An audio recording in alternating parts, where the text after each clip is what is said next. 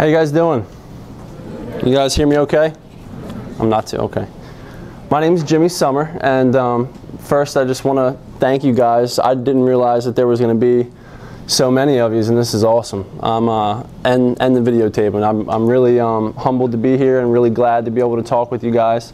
Okay, and you know, I just want to share first and tell you guys that if at any point, you know, while I'm speaking, if you guys, I think I'm here till 1:50, if you guys have a question or something, throw up a hand, and we're just kind of, you know, you guys are already sitting down in kind of chill mode. We're just going to be chilling and talking and having a conversation, okay? So, but in order to tell you some things that I've been through and tell you about my story, I want to just share briefly some things about me. And, you know, I kind of grew up a typical childhood. I played a lot of sports when I was younger.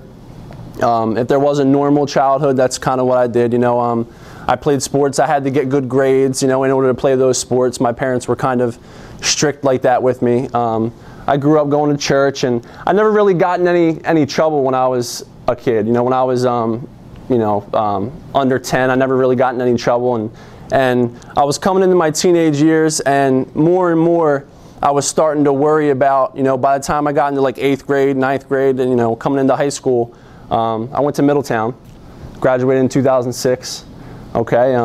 The more and more I started to worry about what people thought of me, you know, the clothes that I was putting on in the morning. You guys wear uniforms every day, or do you guys have some kind of mandatory uniform you gotta wear? It's like dress shirt and khakis or something, you know. I didn't have that. I went to a public school, so I was constantly in the mirror, maybe the night before, maybe the morning of, like 10, 15 times. You know, I couldn't just throw on something. I had to look good. I was always worried about my appearance. I really wanted to fit in. I really wanted to be good enough, you know. And when I was coming into my freshman year, a lot of kids were starting to experiment with drugs and alcohol, okay? And real quick, I'm going to break the ice. You guys can look at me crazy if you want to, but I'm not going to get you in any trouble, all right? If you guys could, anybody in this room that's been pressured, I'm not asking you if you've done it, if you've used drugs or alcohol, right? But I'm asking you if you've been around someone, a classmate, a brother, a cousin, been around somebody that has asked you or just been using drugs or alcohol around you, raise your hand.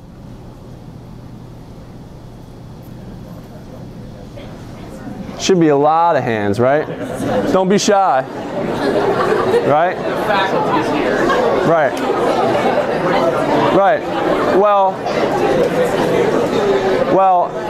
I just want to say, you know, where I'm from in Middletown, you know, I probably, if there was a speaker coming in, you know, to my school and asked me that same question, I probably would have been like, this guy's crazy, you know, and I wouldn't have raised my hand either. But you know, I know from my experience that when I was a freshman in high school, I was looking up. I had all the knowledge about what, you know, what marijuana and what drugs and alcohol, you know, do. I had the health class, you know. But what I was seeing when I got to high school was something totally different, okay? I was playing varsity soccer, varsity lacrosse, and I was seeing these older guys, and they were, you know, maybe going out up into Newark on the weekends, and they were going to college parties. And, you know, I had been told that, you know, drugs and alcohol, that marijuana, it really damages your life. You know, it's this whole criminal lifestyle, and it's this whole thing where, you know, you use or you try smoking pot and you're gonna die, and it's, you know, you won't be able to function. You're gonna get bad grades. And I'm confused because I'm a freshman now, and I'm seeing these guys that I look up to, and I'm looking at them, and some of them get good grades. You know, some of them date the pretty girls, the cheerleaders, you know, and some of them, you know, are getting scholarships, and some of them are thinking about these big time schools, you know, and I'm confused. And with the peer pressure that was going on, I just wanted to fit in, so I started trying this kind of stuff. I tried smoking marijuana when I was in 9th grade, okay, and at first I didn't really give it too much thought. I was like, oh, you know, this is, you know, it didn't really do too much, I didn't think, you know, but gradually as I went on 9th grade to 10th grade, then in my junior year, there was so much peer pressure, and I didn't know how to deal with it.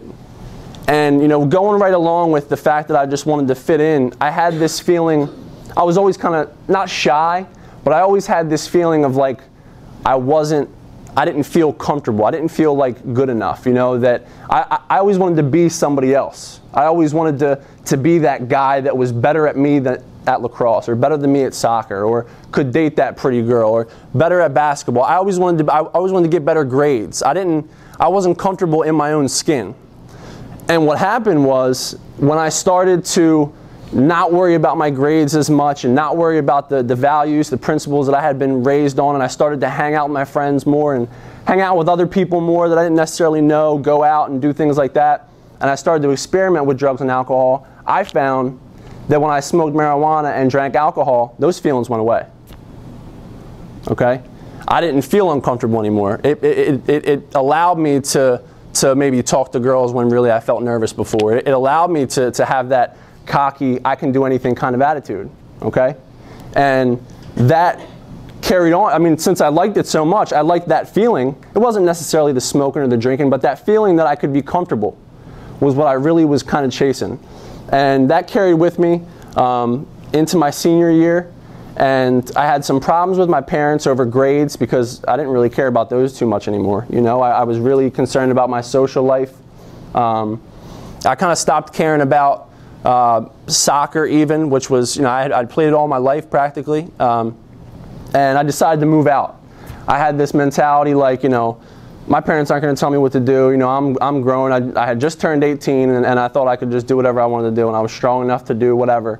And that's really when I got into a lot of trouble, because now I'm in a situation where I had already been experimenting with drugs and alcohol, with marijuana and drinking, okay? And now I didn't have anybody to tell me what to do. And I was making a lot of bad decisions, a lot of bad choices, and with those decisions came drinking and driving. Okay, now, you know, I don't know how some of you guys feel, but I can think back and try to think about how I felt at the time. You know, when I was 19 and 20, you know, I was out of high school. I had some odd jobs. I never really planned to go to college because I just wasn't that type of guy. I didn't have the plans. I was that kind of dreamer attitude with not really a whole lot planned, and I just figured, well, I'm a good guy and it'll work itself out, and very naive kind of, and immature, you know, but I thought it was great. You know, I was like worry-free or whatever. I thought it was fine. And I was experiencing all these consequences, but in the back of my head, that arrogance, that cocky kind of like attitude, like, you know, I can do this. I'm cool, or, you know, that carried on into when I was out deciding if I was going to drive home or not. And I can remember I'd be at a party or a gathering, whatever, you know, and I'd be leaving, and I had been there for a couple hours, and friends would even say to me, yo, Jim, you know, are you good to drive, man? You've been here for a couple hours, like, you've been drinking and smoking all night, like, probably should crash. And I'm like, nah, I'm good, man. You know, I can handle it. I'm cool, you know. And it was this feeling like nothing bad would ever happen to me, you know. Nothing bad would happen to me because I'm this type of guy, or I'm this type of friend, or I grew up in this neighborhood, or I went to this school, and not a lot of bad stuff happens to kids at this school. You know, not a lot of bad stuff happens to kids like me. You know, I mean, it'll be fine. I'll be good. You know, and all the experiences, or all the consequences that I was experiencing, they didn't seem big enough to me. You know, I had been in relationships where I had been, you know, unfaithful to my girlfriends, and, you know, gotten broken up with, or maybe had a girlfriend do it to me, or, you know, I was making all these irresponsible decisions, you know, when it came to drinking, and it seemed like I only knew how to have fun when I was drinking. It had been happening now, you know, now in my early 20s, it had been happening so much. Whenever I went out, whenever I went to barbecues, you know, whenever we went on a Saturday, I went to a friend's house, and by this time I'm 21 years old, you know, so I'm able to drink legally, and I use that as an excuse also, you know, but I never really was ever anymore, now that I was older, doing anything fun where drinking wasn't involved or smoking wasn't involved. And I had surrounded myself with friends that kind of did the same. I mean, it was accepted, you know. There were so many people doing it that I didn't really think twice about it. And I felt like I fitted in, just like when I was in high school. I had that feeling like I fit in, this is cool, this is what we're doing, you know. On a Tuesday night, I'm already thinking about what we're going to be doing on Friday night, and everybody's talking this and talking that, and we're setting it all up, and that's how I kind of was living my life.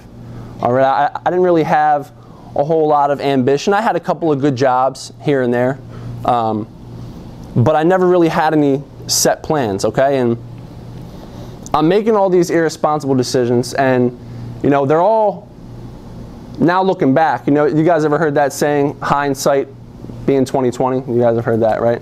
So now looking back, I can see clear, you know, and all those things that I was experiencing, I like to call them warning signs. You know, they were warning signs, but they weren't big enough. They didn't, I kept excusing them, you know?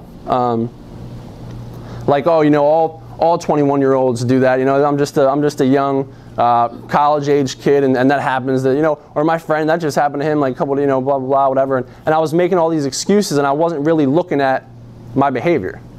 I wasn't looking at my behavior. I wasn't looking at what drugs or alcohol was doing to me, what I was doing to myself, and I kept excusing it. And, you know, this went on until I was 23, and one evening, it was a Thursday evening, and this was in 2011, okay? And it's a regular night, just like hundreds of other nights that I've had before, okay? And, you know, I'm going to a bar and I'm meeting up with a whole bunch of friends, and we're all excited because in Middletown, you guys have ever been to Middletown? Anybody been to Middletown? Or know somebody from Middletown? Right, okay. It's not that far away. It's very small, you know, very small town, and everybody knows everybody, okay? And we were going to this local drinking spot, and it was going to be like a high school reunion. So, you know, I was really excited to go. I was going to be seeing some people that I hadn't seen in a really long time, and catching up, and I was excited about that. And I showed up there, and just like tons of times before, you know, I had told myself, okay, Jim, you're only going to stay for a couple hours. You got work the next morning, okay? So you're probably going to leave maybe like 9 or 10. You know, just have some wings, watch a little bit of the preseason Eagles game, and then go home. You know, only have a couple of drinks. And I had said that to myself many times before, and I never knew when to say when. So when 9 o'clock came and I was having too much fun, or 9:30 came and I was having too much fun, 10 o'clock came and I was having too much fun, and there was people around me that were asking me to stay and saying how much fun they were having, I wanted to stay. And, you know, around 10:30 or so, a buddy of mine, he was like, yo, man, my ride just left, you know, they had to get out of here early. Is it okay if I come home with you? And I had been catching up with this friend. I mean, I hadn't seen him in at least over a year. And I was like, yeah, sure, no problem at all, because I had already made the negative decision. I was going to take myself home. I already knew that, because I'm always good, you know. I'm always good. I mean, that's a decision that I've made hundreds of other times before, you know, to drive myself home. And, you know, so I was like, sure, you know, and we went to leave, and when we went to leave, it was probably around 12:30. I ended up staying all the way until the place was closing, okay? And we went to leave and turned on the radio, laughing, joking, catching up, talking about old times, talking about, you know, when we can hang out next, and he's telling me, you know, where I'm going to take him. And it had been raining off and on all night, okay? But we hopped in the car, like I said, you know, turn the radio on, blast, and we start driving. And if anybody's familiar with Middletown, I'm coming from one side of town. There's only a couple streets that you can take to get through Middletown, the middle of the town, and actually get to the other side and hop on Route 13, okay? And I had to get over to that side, but I knew that I probably didn't want to drive through the middle of town at night, you know, with the police. I knew I probably wanted to go the back way as to avoid some kind of trouble. You know, I know that that's probably the way that I was thinking. I didn't want to get pulled over. So we started off, and I started to go the back way, and the very next thing I remember is waking up, and it's really bright and it's white, and I'm on my back and I'm looking up, and I look to my side and my left hand's handcuffed to a stretcher. And I look to my right and there's a police officer knelt down next to me, and he's asking me questions. And at first I can't really understand, I can't really comprehend what he's asking me, I don't really know. And I just kept asking him, where's my friend at? Where's my friend Brett at? Is he okay? And the police officer looked at me and he said, it doesn't look good. And I'm out of it, and I wake up one more time, and this time when I wake up, now I know I'm in a hospital room, okay? I'm no longer handcuffed, but I have tubes coming out of me, and I have this really eerie feeling. I'm by myself in the room, and a a certain amount of time went by, and I knew something terrible had happened. But a certain amount of time went by, and a nurse finally came in, and she said, "Mr. Summer, I'm sorry to have to come in here and speak with you. I was waiting for some of your family or friends to arrive, okay, but I have to give you some medication." And I said, "Miss, what happened?" And she was immediately emotional, and she broke down. She said, "You were in a car crash last night, and your friend Brett is dead."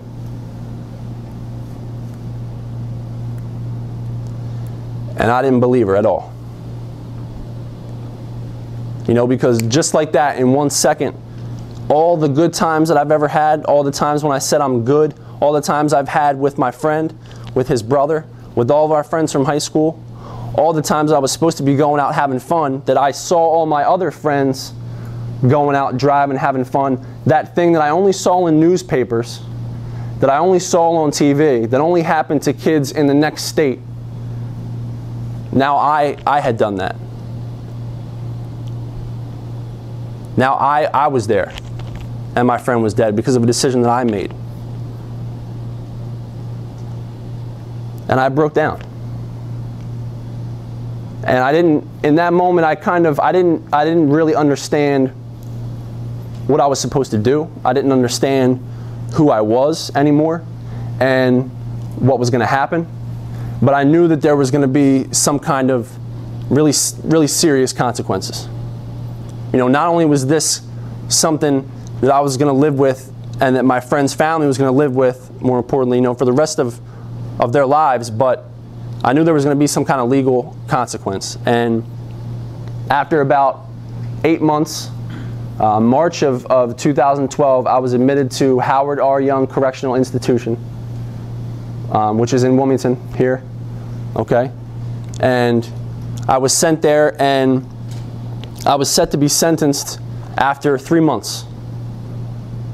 And they wanted to do a kind of investigation on me, on my friend, on his family, on my family, and get a background on me. And I believed that I deserved all of the 9.5 years that I was looking at doing, for sure. With the amount of guilt that I felt, the shame that I felt over making that decision, and countless other decisions before that. But I walked into court after 3 months, and by some grace of God, my friend's mother was there, able to stand up and not only say some beautiful things about her son, Brett, who was an amazing guy, but also because she knew me, go to bat for me. And I know that that is the only reason that I'm able to stand here with you guys and talk with you guys today, and why I'm not still incarcerated. Okay? And that day, the judge looked right at me after my friend's mother spoke. He looked right at me and said, "James, if I could bring your friend back right now, I would put you away for the rest of your life." And I crumbled because I believed him, and I knew I deserved that. And he sentenced me to 3 years suspended for the completion of what's called the KEY program. And this KEY program was this, you guys ever watched any kind of reality shows or seen any kind of, what are they, Locked Up or any of those shows where you see prisons and they're overcrowded and there's big open rooms with just rows and rows of bunks? You guys seen stuff like that? That's how this was. Okay, I was going into a situation like that, and I was extremely intimidated. Okay, an emotional wreck. But while I was there in this place, we started to learn about drugs and alcohol. I started to be taught about addiction. I started to be taught about life skills and the decisions that I was making, and you know, how my decisions affected my life and how they affected everybody else's life. And I found myself in that place, and I did a lot of thinking in that place. And after a year, because some of the things that I was doing, after about a year, I was released a little bit early in the spring, April actually of 2013, and I came home. And just because I was coming home and I was released from prison didn't mean that there still wasn't going to be consequences. Okay, the consequence that my friend Brett's family has to live with for the rest of their life, you know, that I have on my conscience for the rest of my life. But little things, you know, that I didn't maybe take into consideration. You know, when I first came home, I had a curfew. You know, there's also judgment that's involved, and I had to accept that. You know, there's a lot of people that would look at me differently, that would judge me just from the words, from the word prison, from the word incarcerated, you know, from my mistakes. Okay, and I know I only have a few minutes, and I want to make sure that you guys have an opportunity to ask questions if you have any at all. But if there's anything that I could share with you, you know, that I've learned over the past couple years through this is that it's okay to be you. And that might sound really, really, really cheesy, right? Really cheesy. But it's not. You know, it's absolutely not. I know it to be true because when I was a junior, when I was a sophomore, okay, I wasn't okay being me. You know, I believed in certain things. I might have been raised a certain way, but I didn't always stick up for that kind of stuff. I didn't always do what I knew was right because I was pressured and felt like I needed to do what everybody else wanted me to do.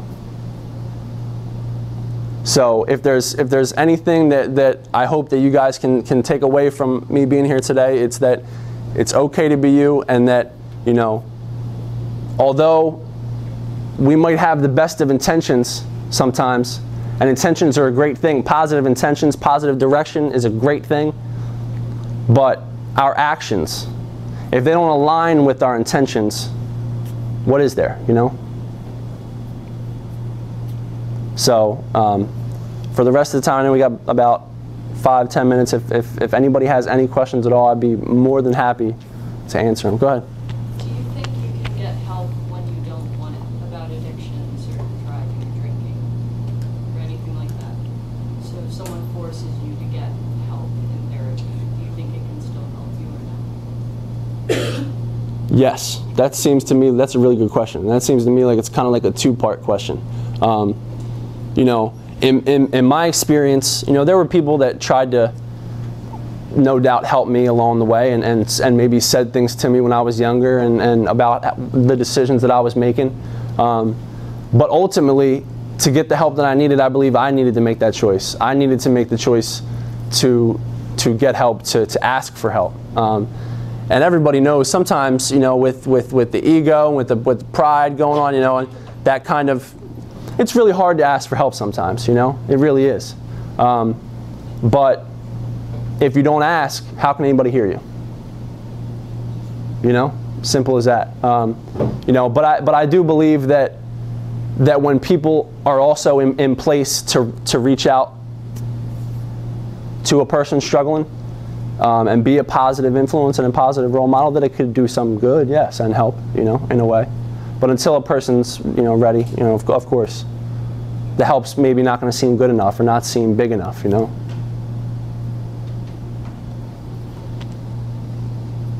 Any other questions, guys?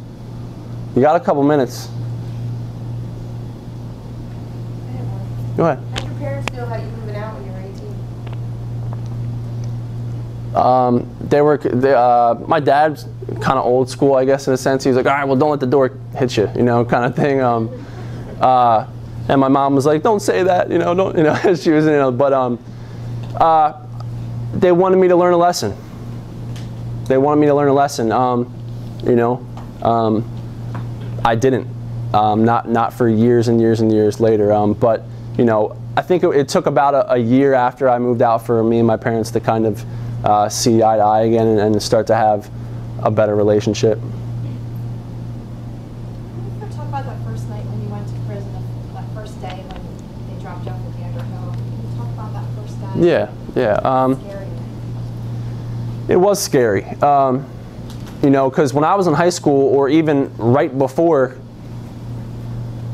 I was being sent away to Gander Hill, prison was this thing that, I mean, I was terrified. Let's not sugarcoat it, okay? But it was something I'd only seen on TV, you know?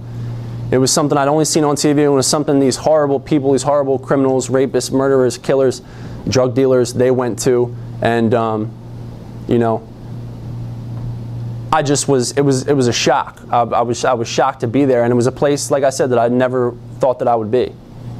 You know, because I had always made excuses. I had always said that I'll never go to jail. What do you mean? You know, I'm not, you know, guys like me don't go to jail. Guys don't, you know. But again, you know, my actions put me there. Simple, you know, my actions put me there.